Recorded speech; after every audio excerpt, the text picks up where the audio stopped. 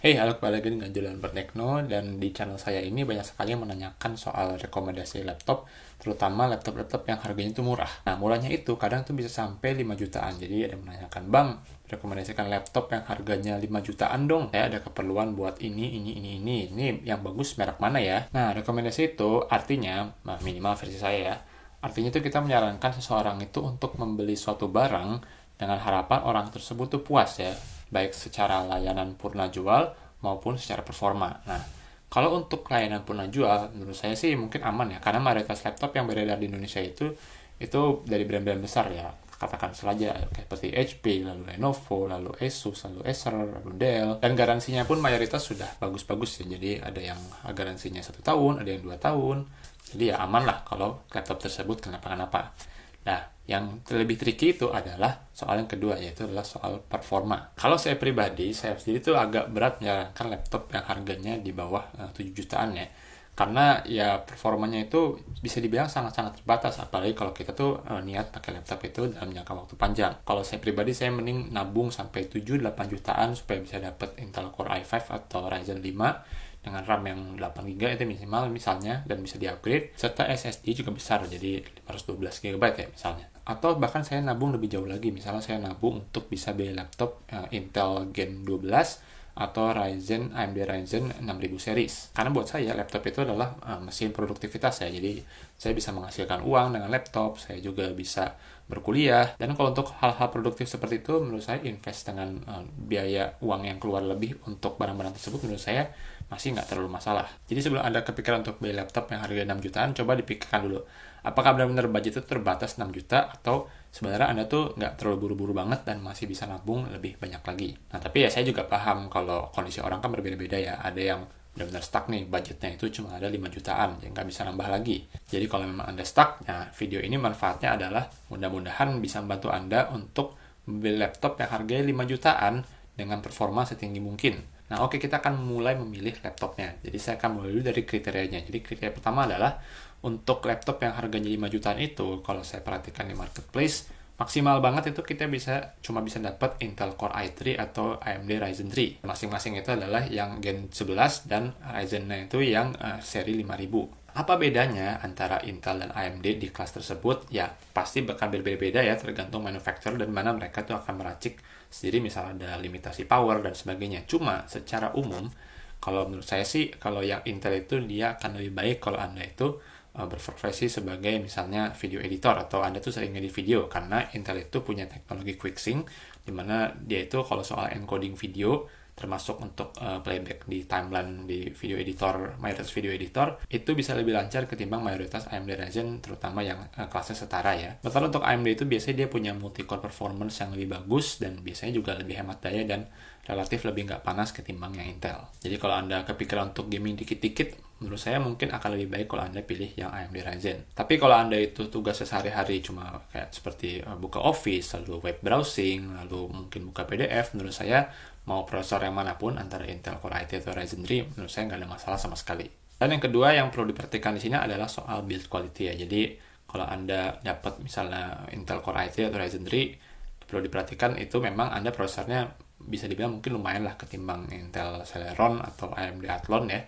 Cuma tetap aja laptopnya itu Anda dapat tier yang paling bawah ya. Jadi misalnya kalau Anda beli Lenovo ya dapatnya Lenovo seri V, dan kalau misalnya Anda itu beli HP ya Anda belinya HP yang paling bawah juga. Dan tentunya di luar itu ada kriteria-kriteria umum, seperti misalnya saya di sini hanya akan menyebut laptop-laptop yang garansinya itu garansi resmi, kemudian laptop kondisi baru, dan sellernya itu belum tentu saya pilih yang saya tempelkan di sini adalah seller terbaik, karena saya nggak punya afiliasi terhadap seller manapun.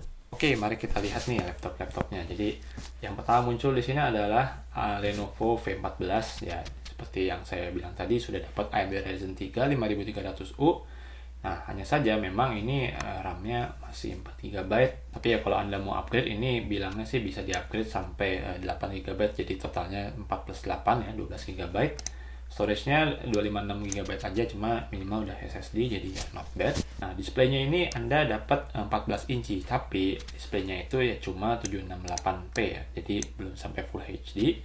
Dan panelnya pun panel TN, dan ya sebagai spoiler aja, jadi bisa dibilang semua laptop yang akan saya sebut di video ini ini akan cuma punya panel TN dengan resolusi HD aja. Beratnya masih standar 1,6 kg dan dapat operating system Windows 11 dan untungnya masih dapat software Office Home and Student. Cuma salah satu aspek yang bagus dari laptop murah adalah biasanya portnya itu jauh lebih lengkap ketimbang laptop-laptop mahal ya. Misalnya di sini saya dapat Ethernet jack, dimana nggak semua laptop mahal itu bahkan punya ya. Dapat satu buah USB 3.2 Gen 1, lalu ada USB 2.0, ada USB-C, ini cukup modern ya. Lalu ada HDMI 1.4, jadi ya kalau Anda mau presentasi bisa langsung colok aja. Lalu ada Ethernet RJ45 kalau Anda pakai LAN lah. Lalu ada headphone jack, lalu ada power connector. Ini harganya untuk yang 4 GB hampir mentok 6 juta ya, dikit lagi 6 juta. Dan kalau Anda mau upgrade ini Anda bisa tambah, tapi ya harganya juga sudah nembus 6 juta. Oh, jangan lupa ini ada garansi resmi 2 tahun dari Lenovo Indonesia. Jadi ya kalau soal garansi aman dan panjang ya, 2 tahun. Menurut saya ini overall not bad, tapi menurut saya bisa lah kita dapat yang lebih bagus lagi dengan harga yang lebih murah. Kita akan lanjut ke laptop berikutnya. Oke, next ini saya dapat HP 245 G8. Ini kalau saya lihat sebenarnya serinya sudah di bawah HP 14S ya, jadi lebih rendah lagi dibanding HP 14S. Ini harganya lebih murah, bisa diperhatikan ini harganya secara umum maka lebih murah ya, 5,6 jutaan. Nah, kemudian dia punya AMD Ryzen 3 juga 5300U sama kayak yang tadi Lenovo. Lalu ada RAM 4 GB, ada slot kosong, jadi kalau Anda mau nambah ya silahkan, cuma nggak disebut di sini bisa nambah berapa. Tebakan saya sih sampai 8 juga ya. Lalu storage-nya 256 PCIe NVMe SSD. Menurut saya kalau Anda kerjanya ringan untuk buat kuliah, menurut saya cukup ya, dengan catatan mungkin Anda tuh bisa, kalau bisa beli external hard disk lah, nanti nabung lagi, atau minimal banget beli flash disk. Layarnya juga mirip-mirip banget, ini 14 inci diagonal HD, nggak disebut panelnya, cuma kalau saya browsing sebelum saya bikin video ini sebenarnya TN juga, jadi ya jangan berharap ada panel IPS di harga segini. AMD Radeon Graphics ya ini sebenarnya Vega sih, cuma nggak disebut Vega.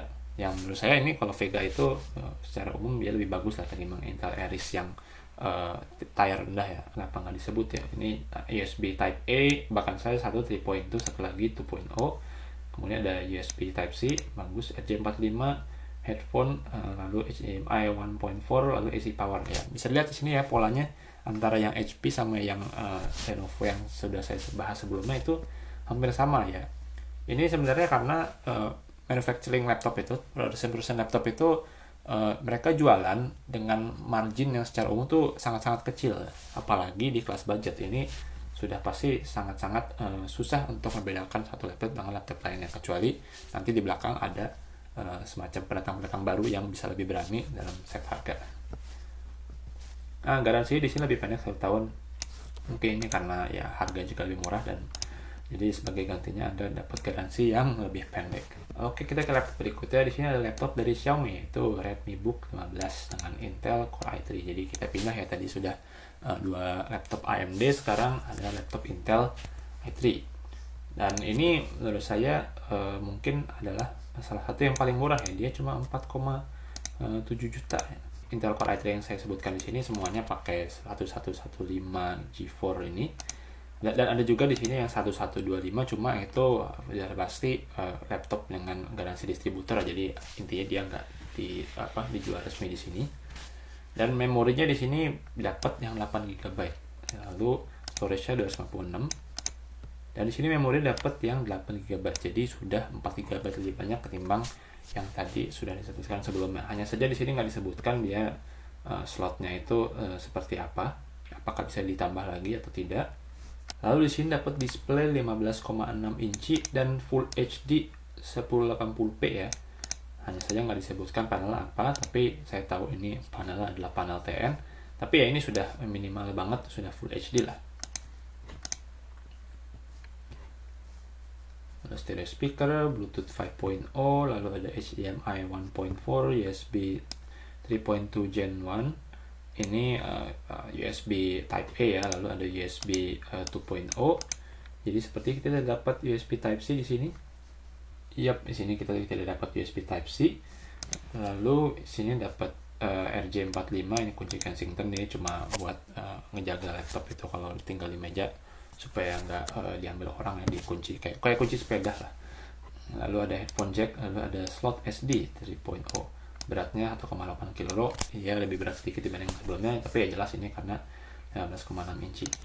Kalau dari saya ini secara spek sepertinya oke ya, hanya saja saya tuh belum tahu, jadi belum tentu jelek, tapi saya tuh belum tahu apakah garansi dari Xiaomi Indonesia untuk laptop itu bagus. Kalau buat TV, saya pernah punya pengalaman TV Xiaomi saya rusak, lalu dibawa ke tempat garansi, itu diganti karena masih garansi secara free dan cepat, kerjanya cuma 3 hari ya sudah beres. Di sini bisa dilihat sepertinya kita tuh tidak mendapatkan Office Home and Student, tapi menurut saya ya masih oke lah ya. Office Home and Student kan kalau Anda itu berkuliah, Anda tuh sebenarnya bisa harusnya minta ke kampus untuk beli lisensi Office, bukan beli, minta lisensi Office. Oke, overall sepertinya sejauh ini yang paling bagus secara spek ya, hanya saja ya yang masih tertanya adalah kualitas garansi Xiaomi dan apakah Office Home and Student itu sepenting itu buat Anda. Karena buat saya sih nggak terlalu penting, karena saya selalu bisa cari cara supaya bisa dapat Office antara murah sekali atau gratis dari kampus. Tentunya kalau yang murah tetap legal ya. Oke, ini adalah laptop berikutnya, yaitu adalah IdeaPad Slim 3. Jadi ini sejauh ini dari semua laptop yang sudah saya sebutkan, ini baru pertama kalinya kita melihat laptop yang bukan tier paling bawah ya. Jadi mana di sini sebenarnya masih ada IdeaPad Slim 1, IdeaPad 1. Nah, itu lebih bawah lagi. Ini harganya hampir menyentuh 6 juta, tapi setidaknya kita tuh dapat spek yang menurut saya ini sudah sangat-sangat oke lah. Jadi pertama kita akan mulai dulu dari garansi resmi Lenovo 2 tahun, dapat tas dan Office Home and Student. Jadi Anda tuh nggak usah pusing-pusing lagi nyari Office. Lalu dapat Intel Core i3, lalu dapat memori 8 GB, jadi sudah 8 GB ya, jadi nggak usah update lagi. Kalau kecuali Anda mau, masih bisa nih yang satu soldered, yang satu sodium DDR4, ini artinya dia masih bisa di-upgrade satu slot lagi. Hanya saja yang 4-nya harus dicoba dulu. Max memory up to 12 GB, jadi seperti yang tadi kita temukan. Display 14 inci, HD, nggak Full HD, TN 220 nits. Jadi ya ini kembali dapat panel TN. Sejauh ini yang ngasih Full HD baru Xiaomi tadi ya. Beratnya juga ini bisa dibilang paling ringan nih, dia 1,5 kg, dimana Lenovo yang sebelumnya kita lihat itu 1,6 kg. Portnya standar, jadi ada USB 2.0, ada 2 buah USB 3.2 Gen 1, jadi nggak dapat USB Type-C. Oh iya bener ya, saya kira ada USB Type-C, nyata nggak ada. Oke. Ya, tapi mungkin nggak semua orang butuh USB Type-C yang ada di laptop ya, karena USB Type-C kan biasanya Anda tuh kalau ke laptop mungkin untuk charging darurat itu, atau Anda tuh punya hard disk, bukan hard disk, SSD eksternal seperti ini ya. Tapi mungkin kalau Anda budgetnya terbatas di 5 juta, mungkin belum tentu Anda punya SSD eksternal juga ya. Dapat card reader, lalu headphone jack ya. Ini sejauh ini satu yang paling saya prefer dari semua pilihan yang sudah ada tadi, karena yang paling utama adalah ini bukan laptop tier paling rendah lah, karena laptop tier paling rendah tuh biasanya agak bulky, lalu build quality nggak terlalu bagus. Tapi saya pernah nyentuh kalau IdeaPad Slim 3 ini, yaitu menurut saya masih sangat-sangat oke lah. Oke, ini kita akan masuk ke laptop terakhir, yaitu adalah mereknya beda sendiri dari sebelumnya. Jadi ada Asus di sini, Asus ExpertBook. Jadi di video sebelumnya pernah ada yang mention ke saya, "Bang, ini gimana Asus ExpertBook?" Nah, kalau Asus ExpertBook ini saya jujur belum pernah nyentuh sama sekali, karena saya juga baru tahu sebenarnya belakangan itu kalau Asus itu ngerilis laptop di range seperti ini ya. Karena saya kira itu Asus lebih fokus di lini misalnya ROG atau Asus yang ZenBook ya, di atas 10 jutaan. Saya nggak nyangka kalau Asus itu masih main di kelas budget. Oke, kita lihat di sini ada Intel Core i3 1115 G4, lalu ada memori 4 GB, storage 256 GB, displaynya 14 inci HD, nggak disebut tapi saya yakin TN, lalu 16:9. Ini LED backlit, bukan LED backlit keyboard ya, tapi ya karena layar TN itu kan butuh backlit dari belakang. Kemudian sudah dapat Windows 11 Home. Lalu di sini ada berat semua 1,45 kg. Jadi dari semua yang saya sebutkan tadi, ini paling ringan ya. Ada garansi resmi Asus 1 tahun dan nggak dapat Office Home and Student. Ini kelebihannya kalau dari pemantauan saya adalah harganya dia cuma 5,41 juta. Mungkin di toko lain akan agak berbeda, cuma yang saya temukan di Di sini 5,41 juta. Jadi kalau Anda benar-benar mepet budgetnya, mungkin ini bisa jadi salah satu pilihan ya. Meskipun kalau saya mending mentokin dikit lagi, sebisa mungkin mentok sampai mendekati 6. Oke, jadi seperti yang Anda sudah lihat ya, jadi untuk harga segini kita susah lah berharap untuk dapat panel IPS atau panel yang Full HD, dimana Anda bisa lihat sendiri tadi cuma nemu satu yang Full HD ya. Dan bisa dilihat juga hampir semua brand itu sepertinya speknya hampir sama semua ya. Ini karena kembali laptop itu adalah bisnis laptop itu adalah bisnis yang marginnya kecil, apalagi di kelas low end seperti ini. Jadi ya meskipun tadi saya bilang ada ini ada kelebihan ini merek ini ada kelebihan ini, tapi ya secara umum ya sebenarnya mirip-mirip juga gitu, nggak akan ada beda jauh ya. Makanya kalau saya